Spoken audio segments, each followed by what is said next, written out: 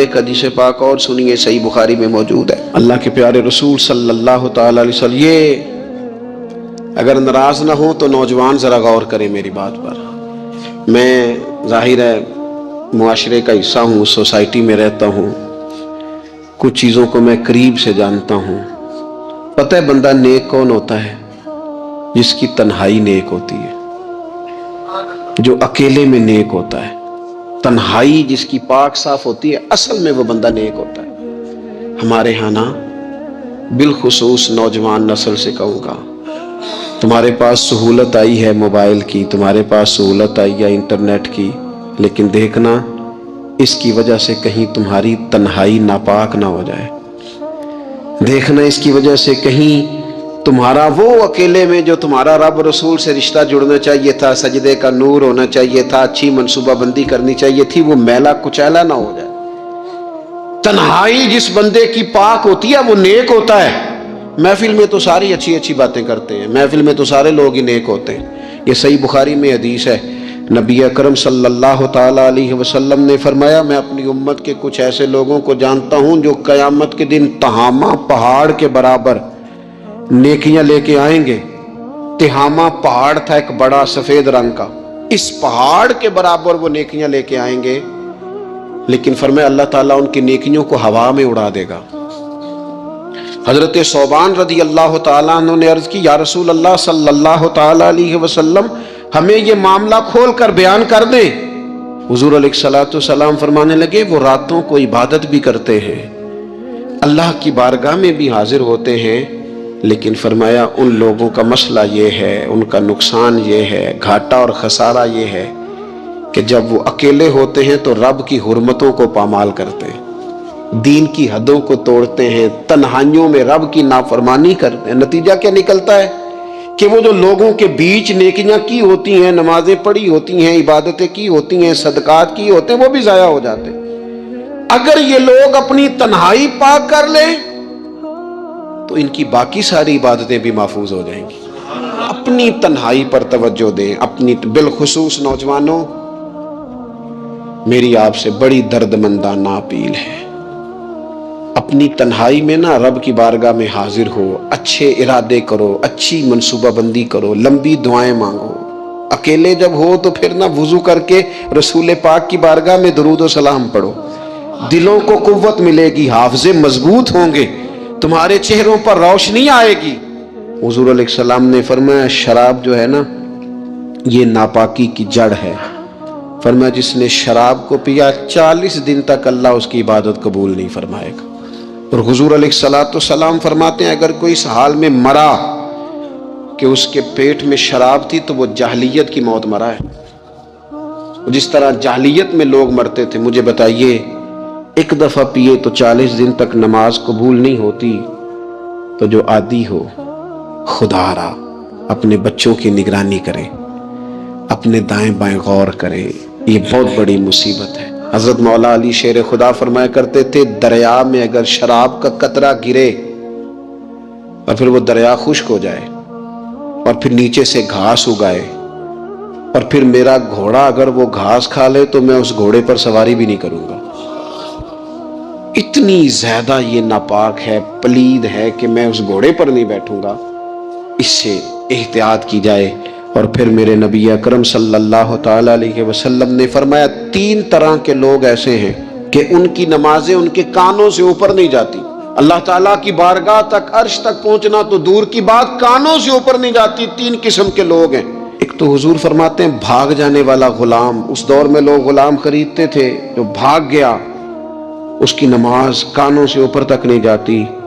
اور ایک حضور فرماتے ہیں ایسی عورت جو اس حال میں رات گزارے کہ اس کا خاوند اس سے ناراض تھا، تو اٹھ کے تہجد پڑھے یا عبادت کرے یا صلاۃ اللیل کرے، اس کی نماز اس کے کانوں سے اوپر نہیں جاتی۔ اور حضور علیہ السلام فرماتے ہیں ایسا امام کہ جو زبردستی امامت کرائے اور لوگ ان کی امامت کو پسند نہ کریں، ایسے شخص کی نماز بھی اس کے کانوں سے اوپر نہیں جاتی۔ اپنے اعمال صالحہ کو سنبھالیں، کوشش کریں ایسا کوئی کام نہ ہو جس سے ہمارے اعمال مقبولیت سے باہر نکلیں۔ یہ جو اللہ خیر کرے عاشق رسول نعت خواں میں ملے ہوئے ہیں، جو عشاء پڑھ کے آتے ہیں اور فجر سے پہلے پہلے واپس چلے جاتے ہیں. کوئی پتہ نہیں کیا ماحول ہے, ساری زندگی ہو گئی حضور سے عشق کرتے پر داڑھی نصیب نہیں ہوئی. یعنی کس قسم کا عشق ہے جو عشق تو ہے اور سنت نہیں رسول اللہ کی. یہ ساری زندگی بیت گئی اور نصیب نہیں ہوئی. اب تو خیر پیر بھی بہت سارے مارکیٹ میں آ گئے. مولوی صاحب کی تھوڑی سی چھوٹی ہو تو ان کے پیچھے نماز نہیں ہوتی, تو پیر کی چھوٹی ہو تو بیعت ہو جاتی ہے. لیکن ہمارا معیار ہے نا جی, مولوی صاحب کی مسجد سے چھٹی ہو جاتی ہے, پیر صاحب کو کون نکال سکتا ہے گدی نشینی. ضرورت ہے کسی کی. اب تو پیروں کے بچوں کو لوگ شہزادے کہنے لگے ہیں. تو میں نے کہا اس کے ابے کو بادشاہ کہا کرے پھر, کیونکہ شہزادے تو بادشاہوں کے ہوتے ہیں. عجیب معیار بن گیا نا, اس کو بدلیں. فقیری اور چیز کا نام, فقیری تو رسول اللہ کی غلامی کا نام.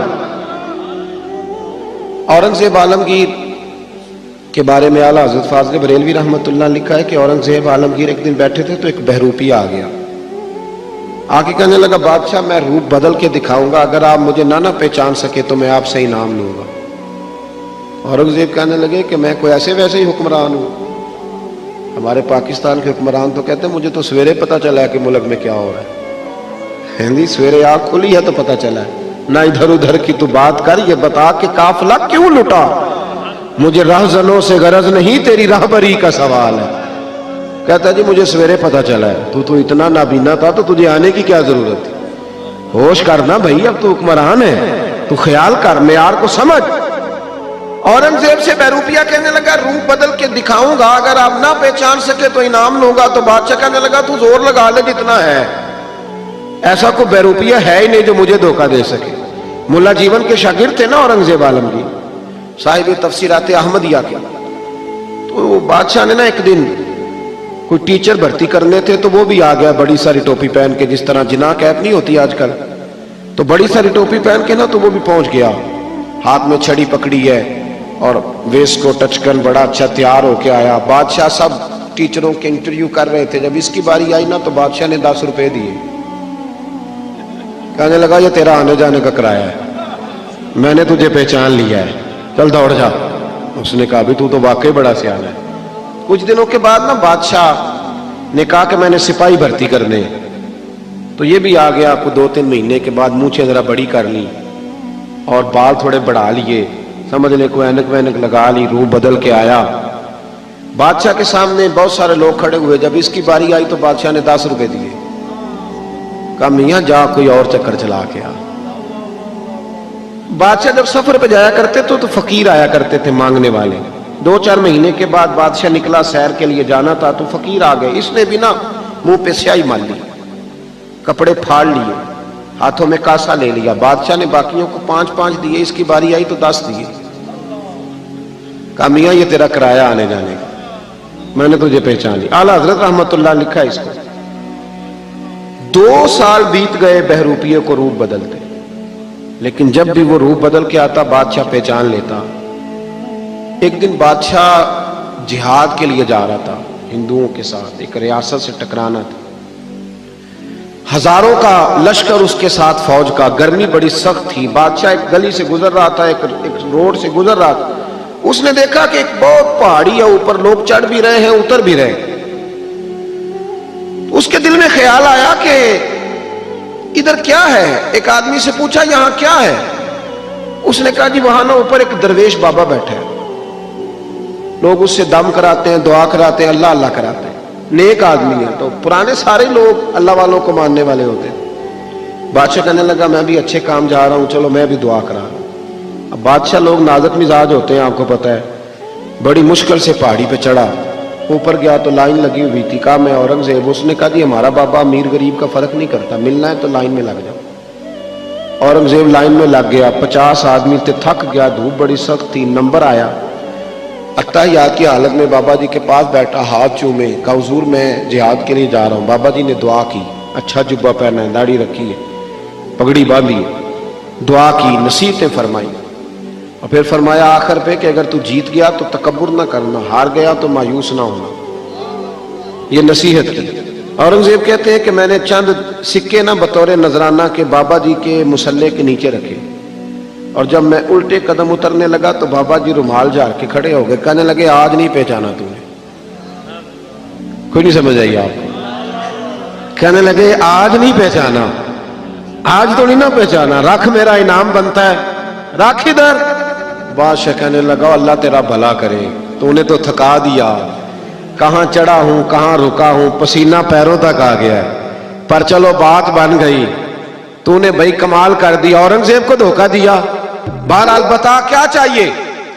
بادشاہ نہ سب سے قیمتی ہیرے اپنے تاج میں لگایا کرتے تھے، سب سے قیمتی ہیرے۔ کہنے لگا وہ جو تیرے سر پہ تاج ہے نا، اس کے جو ہیرے ہیں وہ چاہیے، 2 سال ہو گئے محنت کرتے، قیمتی۔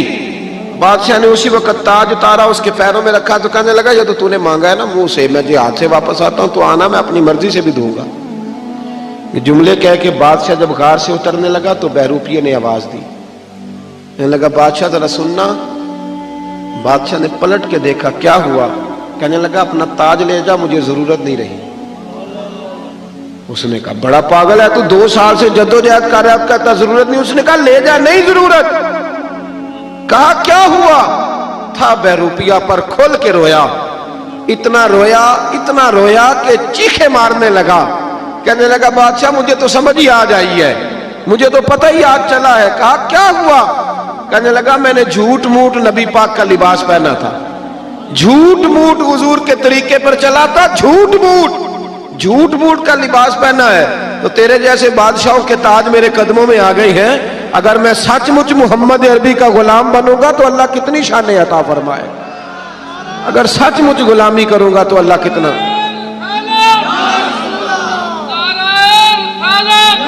بھائی یہاں تو جنہوں نے جھوٹ موٹ نام لیے ان کی موجیں لگ گئی، تو جو سچ مچ کریں گے بتائیے اللہ کتنی شانیں عطا فرمائے۔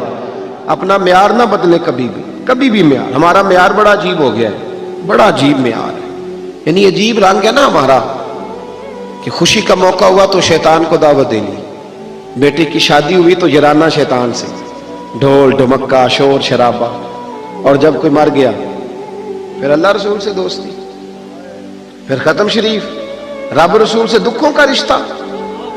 جب تجھے شوق آئے اور تیرے اوپر نعمت ہو تو پھر تو غیروں کو دعوت دے، یا تو کرنا کر جرت، پھر کول والے دن بھی بینڈ باجا بجا تیرا پتہ چلے، پھر ایک طرح کا معیار کر، دنیا تکنا میں نے دنیا رکھنی ہے جی، میرے لوگ کیا کہیں گے، تو لوگ تو کسی کو اچھا کہتے ہی نہیں، پھر کیا تو ساری دنیا داری کر کے ٹھیک ہو گیا ہے؟ صحابہ نے کوئی معیار نہیں بنایا، انہیں پتا تھا کہ مصطفیٰ سے وفا کریں گے تو بچیں گے۔ انسان کا کسی چیز کا آغاز کرنا یہ بھی ایک مشکل کام ہوتا ہے، لیکن اس کی اصل ذمہ داری تب شروع ہوتی ہے جب اس نے اس کام کو اچھے طریقے سے اس کے انجام تک پہنچانا ہو۔ نیک اعمال کرنا بہت بڑی سعادت ہے، اور این سعادت بزور بازو نیست، تا نہ بخشندہ خدائے بخشند۔ نیک اعمال کی سعادتیں بازو کی قوت سے نہیں ملتی، تبھی ملتی ہیں جب اللہ توفیق عطا کرتا ہے۔ نیک اعمال کر لینا بھی بڑا کمال ہے، بڑی ہمت ہے، اللہ کی بڑی توفیق ہے، لیکن پھر ان نیک اعمال کو بربادی سے بچا لینا یہ اس سے بھی بڑا کمال ہے۔ نیک عمل کرنا بڑا اعزاز ہے، لیکن اس سے بھی زیادہ ضروری یہ ہے کہ وہ نیک عمل رب کی بارگاہ میں قبول ہو، وہ اسے قبول بھی کرے۔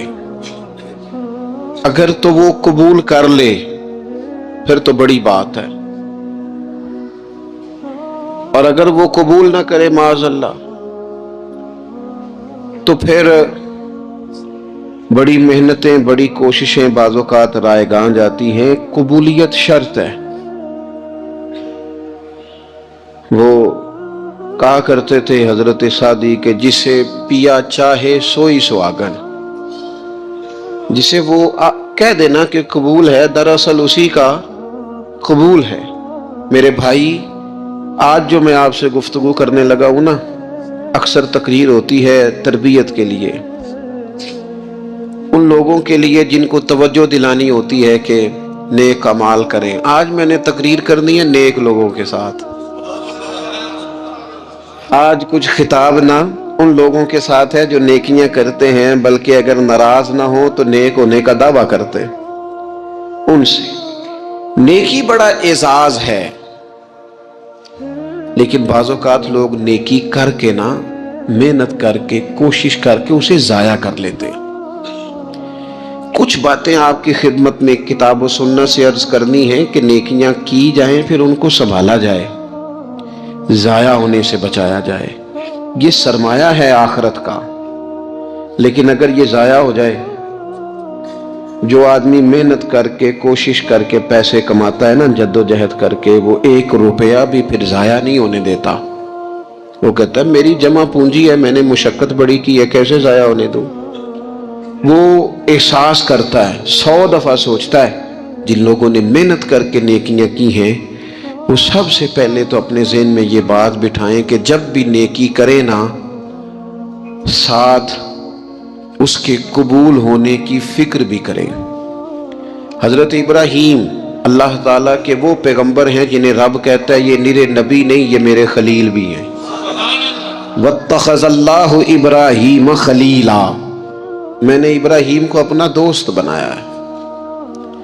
اور پھر حضرت ابراہیم کے جو صاحبزادے ہیں نا جناب اسماعیل، وہ نرے نبی نہیں، وہ ساتھ ذبیح اللہ بھی ہے. نبوت کی شان ہی بڑی وراء الورا ہے، لیکن ساتھ اللہ کی بارگاہ میں قربانی دینے والے. دونوں نبی اور رسول ہو کر، پیغمبر ہو کر، خدا کے محبوب ہو کر، معصوم عن الخطا ہو کر اللہ کا گھر بناتے ہیں بیت اللہ. حضرت سیدنا اسماعیل علیہ السلام اینٹیں اٹھا اٹھا کے لاتے ہیں، جناب ابراہیم علیہ السلام ان اینٹوں کو لگاتے ہیں، کعبے کی دیواریں بلند ہو رہی ہیں. پر رب فرماتا ہے نبی ہو کے کام کر رہے ہیں، محبوب ہو کے کام کر رہے ہیں. لیکن بارگاہ چونکہ بہت بڑی ہے، مالک کی شان بہت بڑی ہے، اور چونکہ وہ بے نیاز ہے تے بے پرواہ نال یاری لا کے پیندے نی دکھ سہنے. چونکہ وہ بے نیاز ہے، بے پرواہ ہے، نبی، پیغمبر، رسول، محبوب، خلیل، ذبیح ہو کر جب اس کریم کی بارگاہ میں خدمت کر رہے ہیں نا اس کے گھر کی، تو وَإِذْ يَرْفَعُ إِبْرَاهِيمُ الْقَوَاعِدَ مِنَ الْبَيْتِ وَإِسْمَاعِيلُ، رب فرماتے ہیں جب ابراہیم اور اسماعیل بیت اللہ کی دیواریں بلند کر رہے تھے نا، کعبہ بنا رہے تھے، تو ساتھ ساتھ پتہ کیا کہتے تھے؟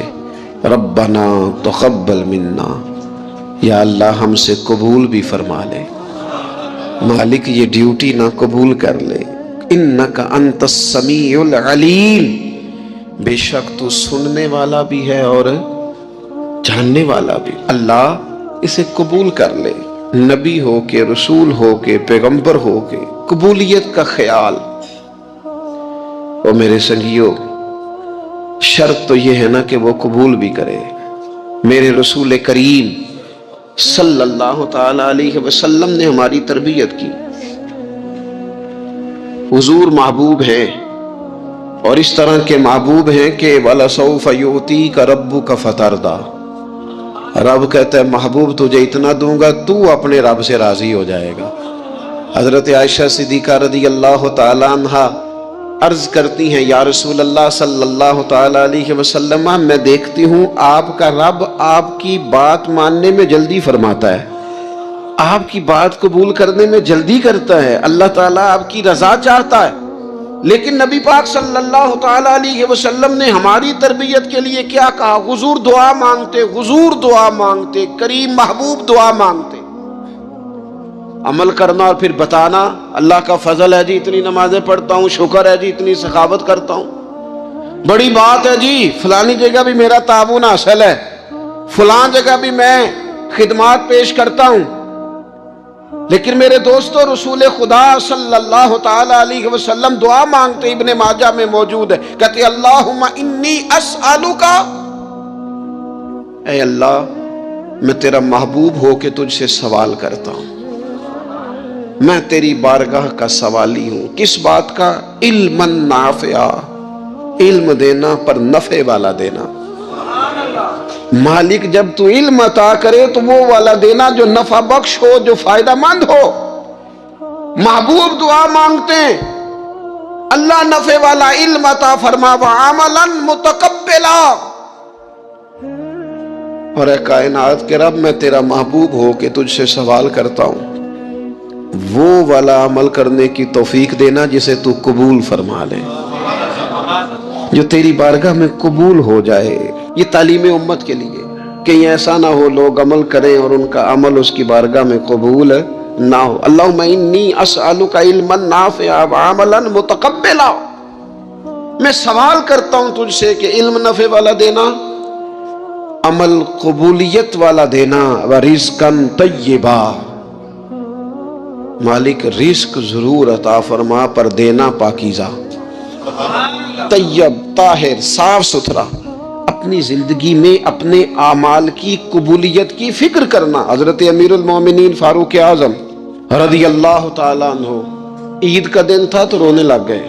میں بڑا حیران ہوتا ہوں کبھی کبھی کہ دنیا میں تو مشہور یہ ہے کہ عمر جلالی بڑے، کتابوں میں تو یہ لکھا ہے کہ ان کا جلال تھا، زمین پہ درہ مارتے تھے تو وہ زلزلہ ختم ہو جاتا تھا، لیکن کبھی پلٹ کے ان کی زندگی پڑھو تو اتنا رویا بھی کوئی نہیں جتنا حضرت عمر روئے۔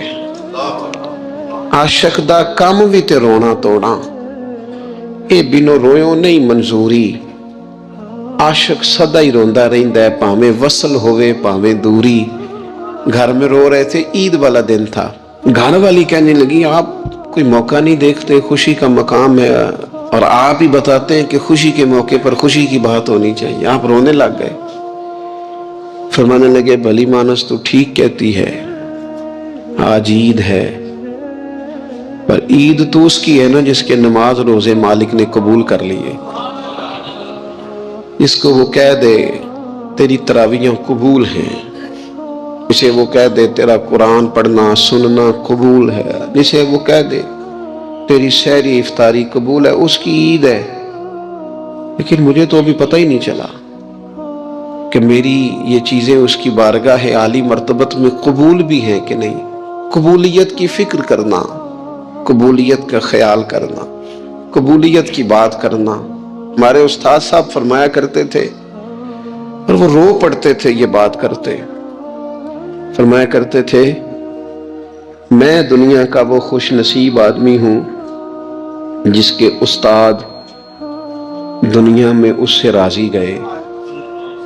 فرماتے تھے میں وہ خوش بخت آدمی ہوں جس کے مرشد دنیا سے جب گئے تو مجھ سے راضی گئے، اور کہنے لگے میں خوش نصیب آدمی ہوں جس کے والد دنیا سے گئے تو دعائیں دیتے گئے، اور میں وہ خوش بخت آدمی ہوں کہ ماں جب جا رہی تھی تو میں اس کے پیروں میں بیٹھا تھا، میں وہ خوش نصیب ہوں۔ فرماتے تھے اماں جب دنیا سے تشریف لے گئی تو مجھ سے راضی تھی، فرماتے ہیں مجھے لگتا ہے، مجھے کرم پر امید ہے کہ رب رسول بھی مجھ سے راضی ہو جائیں گے، مجھے لگتا ہے یہ جو قبولیت نا، قبولیت کہ وہ قبول کر لے، وہ قبول کر لے تو پھر تو بڑی بات ہے۔ لیکن اگر قبولیت نہیں تو پھر تو بھئی بڑے لوگ ہیں، بڑی باتیں ہیں، بڑے اعمال۔ اپنی زندگی میں کوشش کریں کہ ایسے اعمال کیے جائیں، ایسے کاموں کو کیا جائے جن سے نا وہ قبول کر لے، کچھ چیزیں وہ قبول کر لیتا ہے۔ اچھی نیت میں لپیٹ کر عمل کیا جائے تو قبول ہے، اور عمل کر کے نا پھر اس سے ڈرا جائے، تو پھر قبول ہے۔ پھر خوف کیا جائے کہ چونکہ بارگاہ بڑی ہے تو پھر قبول ہے۔ حضرت سعدی رحمت اللہ نے لکھا ہے کہ ایک درویش کہتا ہے کہ میں نے دیکھا کہ کعبے کا میں طواف کرنے گیا تو رات کے وقت ایک شخص پتھر پہ سر رکھ کے روتا ہے اور کہتا ہے مالک مہربانی کرنا، میں نے 40 سال تیری ڈیوٹی کی ہے، میری کو 2-4 دن کی قبول کر لینا، میں نے 40 سال تیری نوکری کی، قبول فرما لینا، قیامت میں رسوا نہ کرنا۔ وہ شخص کہتے ہیں، بزرگ کہتے ہیں، میں سمجھا کو بڑا گناہگار ہے، تو میں جا کے اسے تسلی دیتا ہوں، میں کہتا ہوں کوئی نہیں فکر نہ کر، اللہ بڑا کریم ہے، کوئی بڑا گناہگار ہے، رو رہا ہے۔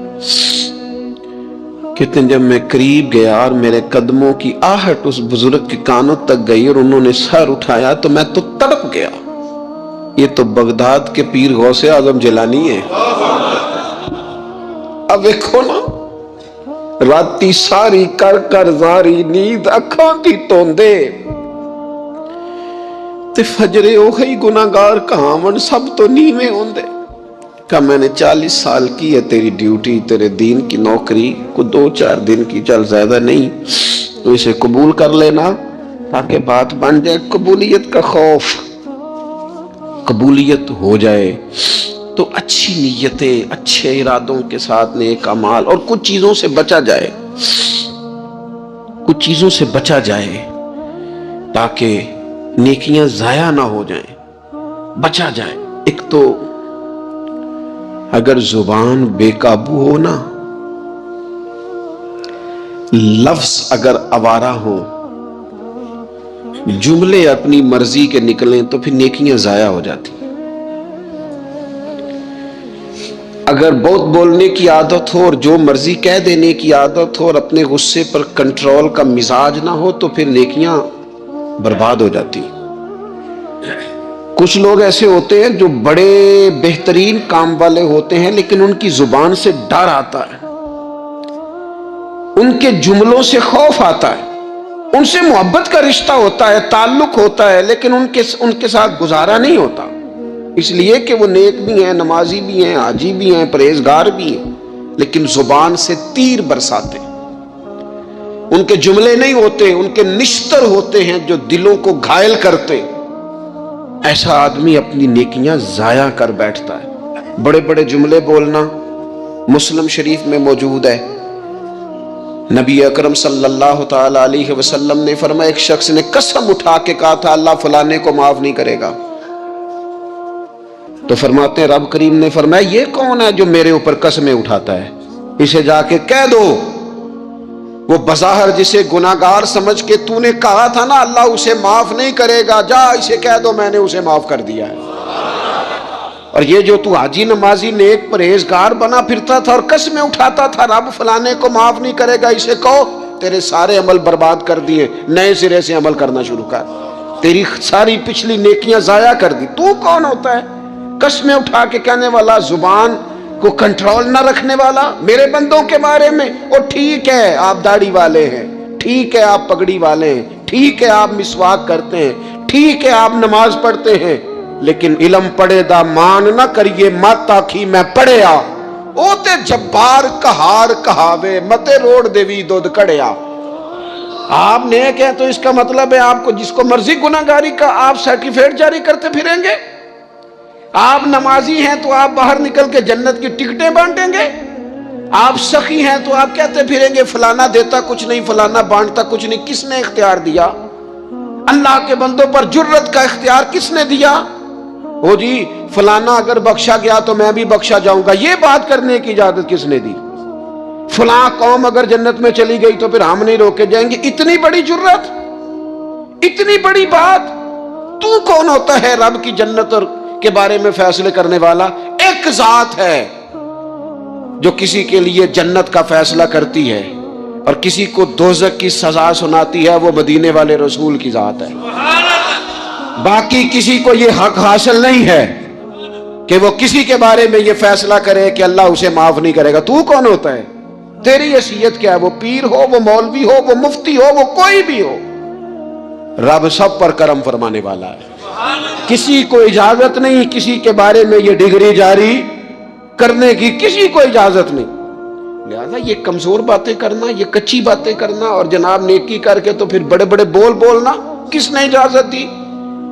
میں ممبر پہ بیٹھا ہوں اور مجھے سالوں بیت گئے تبلیغ کا کام کرتے، میں ایسے لوگوں کو جانتا ہوں جن کا بالکل نام نہیں آتا لیکن انہوں نے اپنی زندگی میں کروڑوں روپے راہ خدا میں خرچ کیے، ان کا کہیں ذکر نہیں، کہیں انہوں نے تذکرہ نہیں کیا، لیکن وہ ہر روز رات کو اٹھ کے تہجد پڑھتے ہیں۔ انہوں نے کبھی کسی کو نہیں بتایا، لیکن جب وہ اپنی تسبیح نکالتے ہیں تو انہیں توفیق دیتا ہے کائنات کا مالک کہ پڑھ میرے رسول پہ درود پاک، اور وہ لاکھوں کی تعداد میں پڑھ گزرتے ہیں، انہیں توفیق دی ہے رب نے، لیکن انہیں اپنی زبان سے یہ باتیں کبھی بیان نہیں کی۔ میں جانتا ہوں ایسے لوگوں کو میرے عزیزوں، اپنی زندگی میں بڑا بول نہیں۔ ایک بڑی نیک خاتون ہے، پاک باز ہیں، حضور علیہ السلام کی بارگاہ میں حاضر ہیں، تو انہوں نے صرف اتنا لفظ کہہ دیا کہ یہ فلانی بی بی کا قد چھوٹا ہے، حالانکہ یہ کوئی بڑی بات نہیں، لوگ کہہ دیتے ہیں۔ اور ہمارے ہاں تو جب کوئی تنقید کرنے پہ آتا ہے تو جو من میں آتا ہے کہہ دیتا ہے، یہ جی اس بی بی کا قد چھوٹا ہے، اتنے لفظ کہہ دیے۔ تو نبی اکرم صلی اللہ تعالی علیہ وسلم نے فرمایا، یہ جو تم نے بات کی ہے نا، اگر تمہارے یہ جملے میں میٹھے پانی والے سمندر میں ڈال دوں تو وہ سمندر کڑوا ہو جائے گا۔ تم نے کسی پر تنقید کی، کسی کے قد پر اعتراض کیا،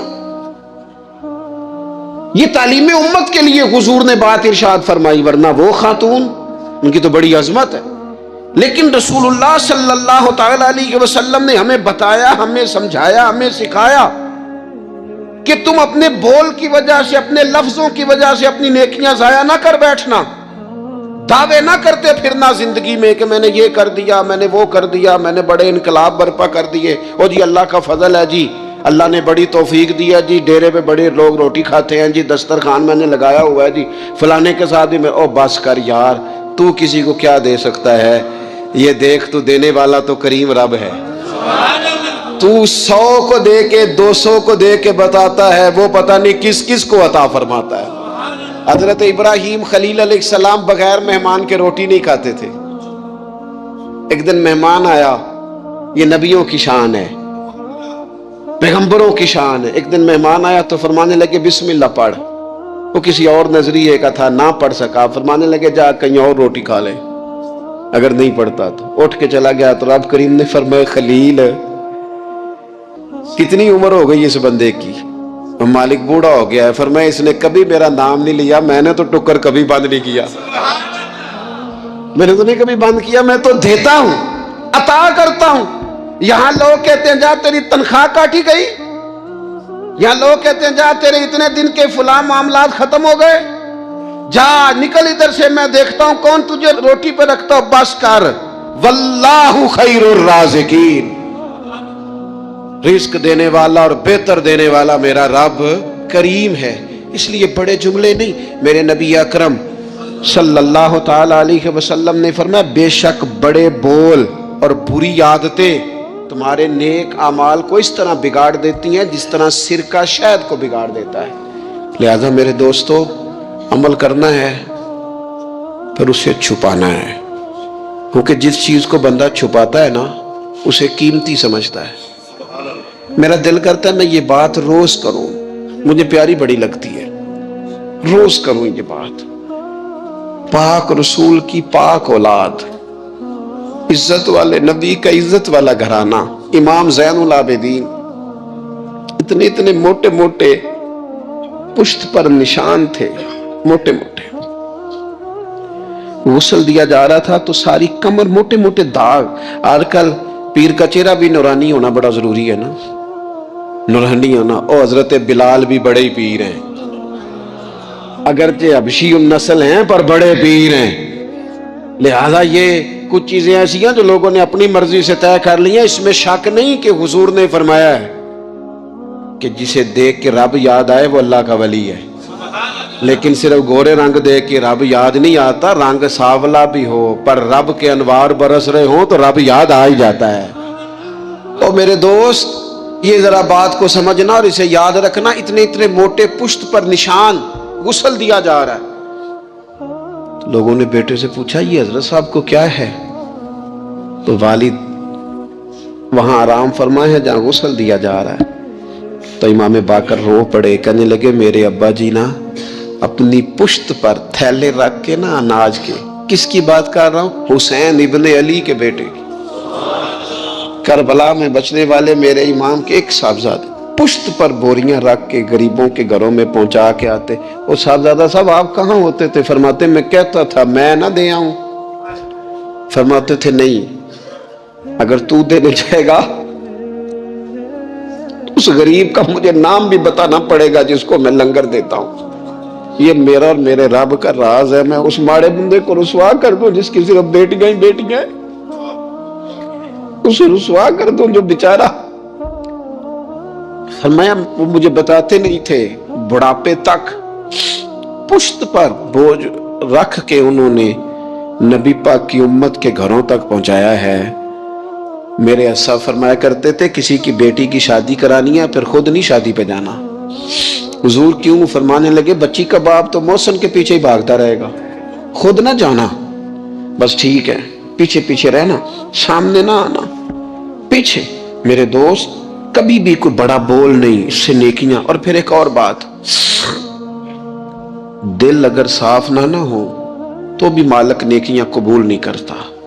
پاک ہوئے تے پاک ہی ملدا ہی تے بنا پاکوں پاک نہیں ملدا۔ اے سارے وجود دے تون دے نالوں اکو تولا ٹکڑا دل دا۔ یہ جو پاکیزگی ہے نا دل کی، یہ نہ ہو تب بھی نیک اعمال اس کی بارگاہ میں قبول نہیں ہوتے۔ نیک اعمال کی قبولیت کے لیے دل کا صاف ہونا، کشادہ ہونا، کھلا ہونا یہ بھی ضروری ہے۔ دل میں بوجھ ہو، عداوت ہو، حسد ہو، لوگوں کے لیے کینہ بھرا ہوا ہو اور اعمال قبول ہو جائیں نہ۔ اس کریم کے کچھ فیصلے ہیں، وہ اعمال کی قبولیت کے آداب بتاتا ہے۔ وہ کہتے ہیں میری مرضی سے کرو گے تو میں قبول کروں گا۔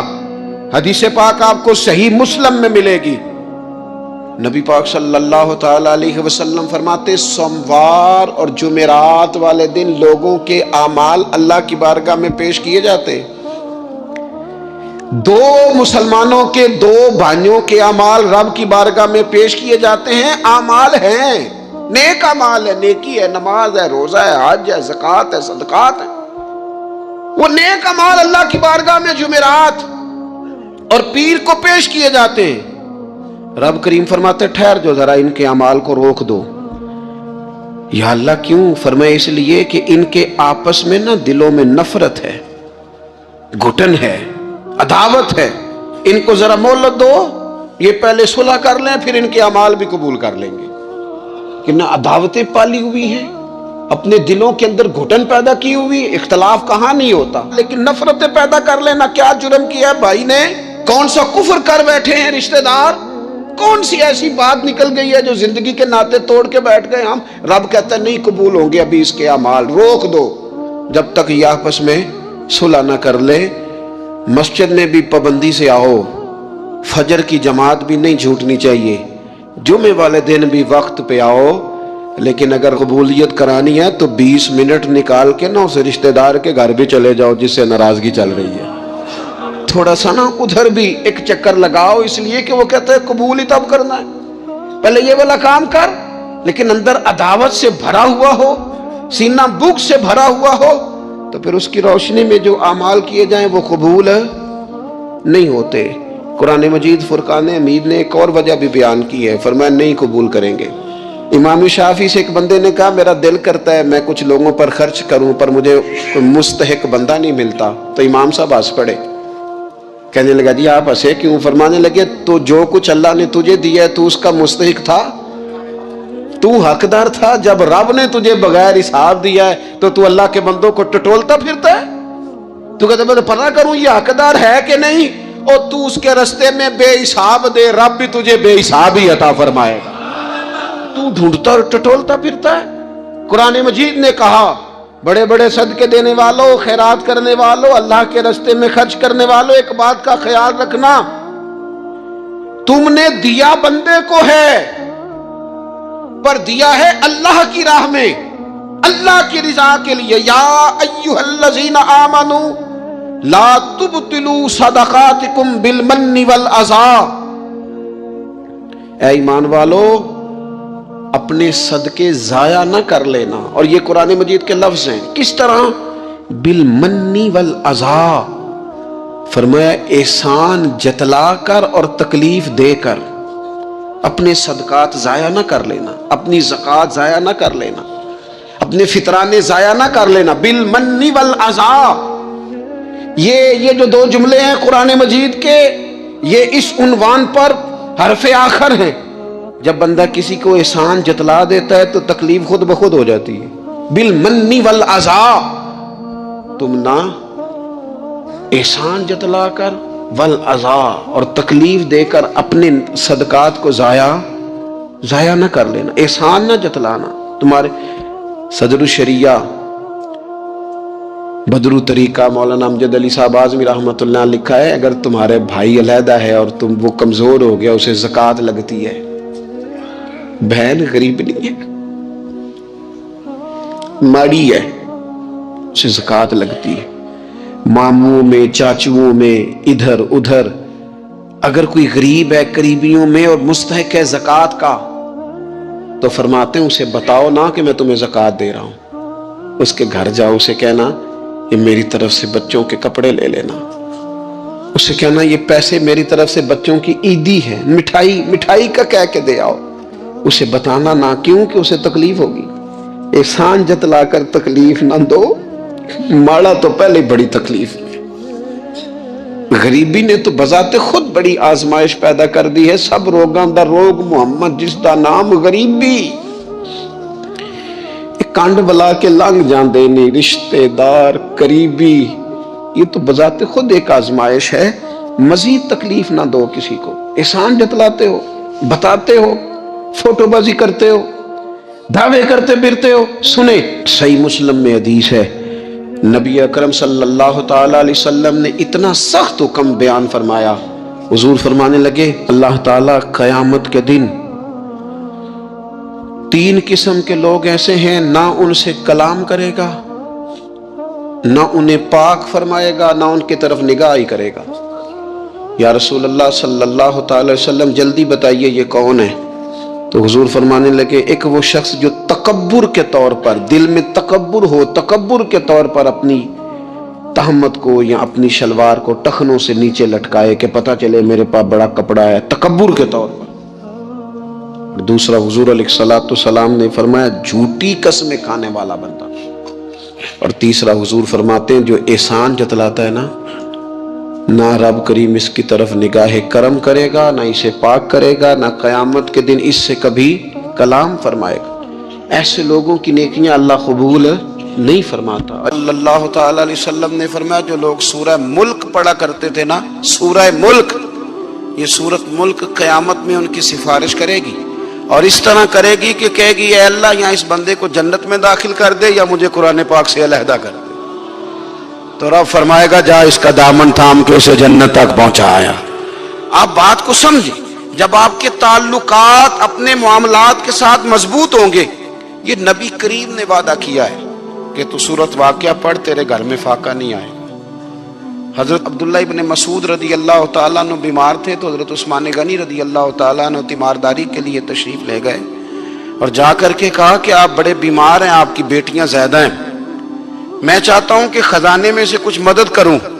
تو سیدنا عبداللہ ابن مسعود رضی اللہ تعالیٰ عنہ اٹھ کے بیٹھ گئے اور کہنے لگے امیر المومنین، اللہ آپ کو میری طرف سے، میری بیٹیوں کی طرف سے بہتر صلہ دے. میری بیٹیوں کو کسی خزانے کی ضرورت نہیں، میں نے انہیں خزانہ دے دیا ہے.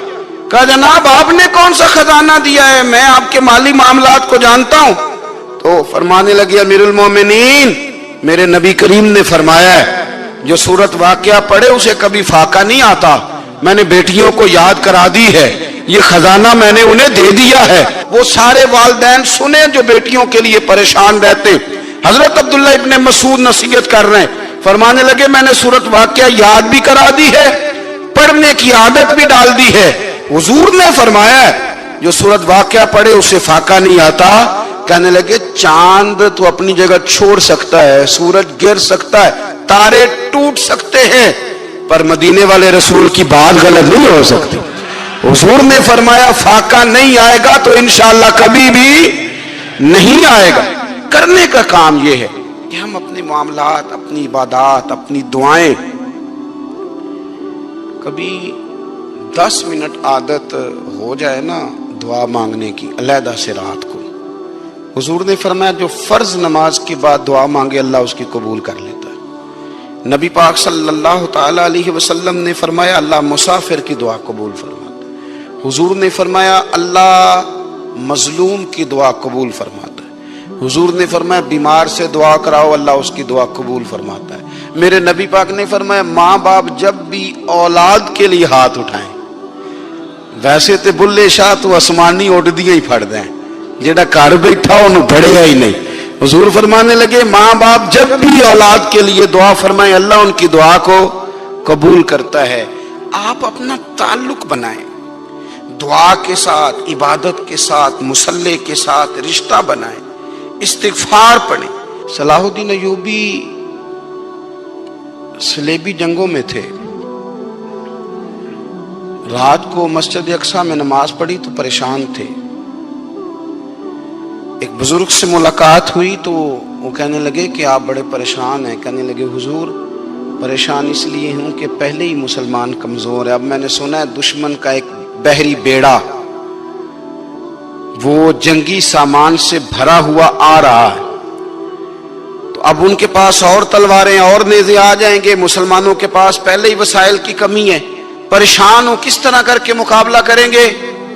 یہ بات کہتے ہی صلاح الدین ایوبی نے بزرگوں سے کہا حضور آپ بھی دعا کرنا، دعا کی بڑی طاقت ہے۔ میرے نبی پاک نے فرمایا دعا مومن کا ہتھیار ہے، دعا مومن کا، دعا مومن کا۔ حضور نے فرمایا تقدیر کو سوائے دعا کے کوئی چیز نہیں بدل سکتی، دعا مومن کا ہتھیار ہے، یہ کافر کے پاس کوئی نہیں، یہ ہتھیار ہے مومن کا۔ اللہ کرے آپ کو سمجھ آئے، پھر سنیں کئی بار کہہ چکا ہوں یہ ہتھیار ہے کافر کے مقابلے میں، جو تیرے پاس سب سے بڑا ہتھیار ہے وہ دعا ہے۔ دعائیں کرانی چھوڑ دی، کرنی چھوڑ دی، لینی چھوڑ دی۔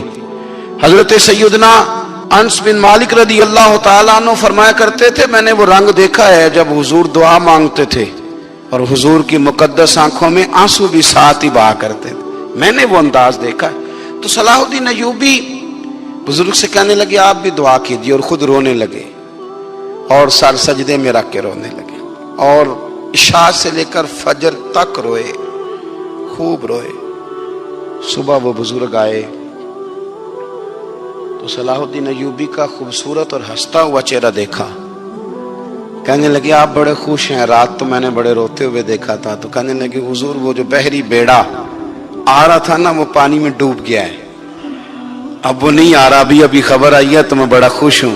بزرگ کہنے لگے اوٹ سینے سے لگ اور سن ایک بات، وہ بحری بیڑا پانی میں نہیں ڈوبا، وہ تیرے آنسوؤں میں ڈوب گیا ہے۔ وہ جو تو رات رویا ہے نا رب کریم کی بارگاہ میں تو وہ ڈوب گیا ہے۔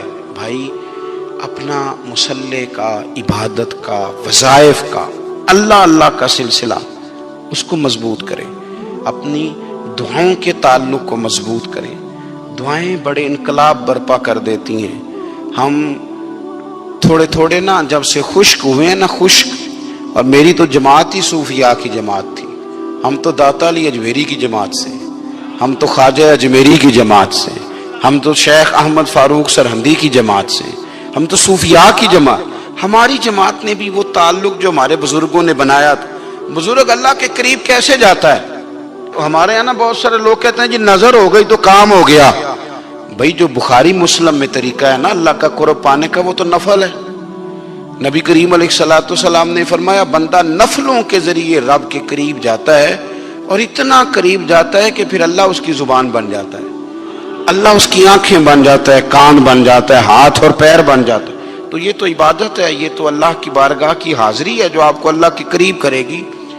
تو اپنے نماز کو اہمیت دے کے ادا کریں، نمازیں موبائل بند کر کے ادا کریں۔ لیکن نا کچھ لوگ کہتے ہیں مجھے ٹائم نہیں ملتا نماز کا، تو میں کہتا ہوں یہ آپ نے بڑی جرت کی بات کی ہے۔ مجھے کو میرا پیر بھائی کہہ دینا میرے پاس ٹائم نہیں آپ کو ملنے کا، تو میں کہتا ہوں آج کے بعد آنا ہی نہ۔ تو کیا سمجھتا ہے تو بہت بڑا آدمی ہے، تیرے پاس ٹائم نہیں ہے اور ہمیں ملنے کا ٹائم، موج کر۔ تو آپ نے اللہ رسول کو کہہ دیا ٹائم نہیں۔ اور عجیب فلسفہ ہے نا، کہا جائے نماز پڑھنے آؤ تو کہتے ہیں کپڑے ٹھیک